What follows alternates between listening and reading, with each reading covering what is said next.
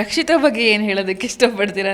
Actually ನಿಜ ಹೇಳಬೇಕಂದ್ರೆ ನಾವು ಎಂಜಾಯ್ ಮಾಡ್ತಿದ್ರಿ ನಿಮ್ಮಿಬ್ಬರ ಈ ಒಂದು ಆ ಫೈಟ್ ಇದೆಯಲ್ಲ ಕ್ಯೂಟಾಗಿ, ಅದು ಬಹಳ ಚೆನ್ನಾಗಿತ್ತು ನೋಡೋದಕ್ಕೆ.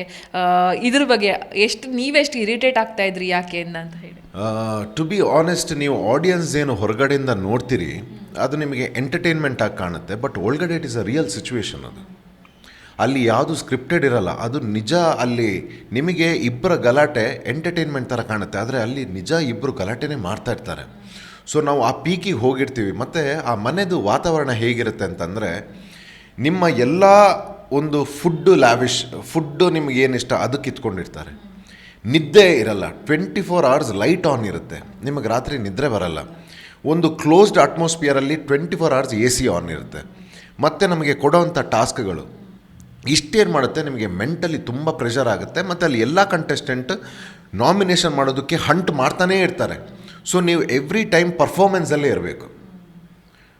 ನೀವು ಥಿಂಕ್ ಮಾಡ್ತಾ ಇರೋದು ಪರ್ಫಾರ್ಮೆನ್ಸಿಗೆ, ನಿಮ್ಗೆ ಎಲ್ಲಿ ಏರಿಯಾ ಸಿಗುತ್ತೆ ಅಲ್ಲಿ ಪರ್ಫಾರ್ಮ್ ಮಾಡಬೇಕು.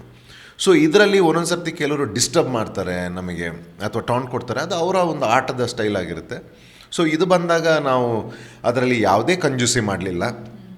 ಯಾವ ರೀತಿ ಉತ್ತರಗಳನ್ನು ಕೊಡಬೇಕಿತ್ತು, ತಗೊಳ್ಬೇಕಿತ್ತು, ಎಲ್ಲ ಧಾರಾಳವಾಗಿ ಮಾಡಿದ್ದೀವಿ.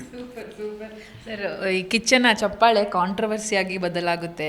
ಸೊ ಅವರಿಗೆ ಬೇಕು ಬೇಡದ ಬೈಗುಳಗಳನ್ನು ಜನ ಕೊಟ್ಟಿದ್ದು ನೋಡಿದ್ದೀವಿ, ನಾವು ಕಮೆಂಟ್ಗಳನ್ನು ಮಾಡಿದ್ದು ನೋಡಿದ್ವಿ, ಸೋಷಿಯಲ್ ಮೀಡಿಯಾದಲ್ಲಿ ಬರ್ಕೊಂಡಿದ್ದು ನೋಡಿದ್ವಿ. ಇದನ್ನು ನೀವು ಹೇಗೆ ಸ್ವೀಕಾರ ಮಾಡಿದ್ರು? ಆ್ಯಂಡ್ ಸರ್ ಅದನ್ನು ಪ್ರಸ್ತಾಪ ಕೂಡ ಮಾಡಿದರು ಬಿಗ್ ಬಾಸ್ ಸೀಸನ್ ಇದರಲ್ಲಿ.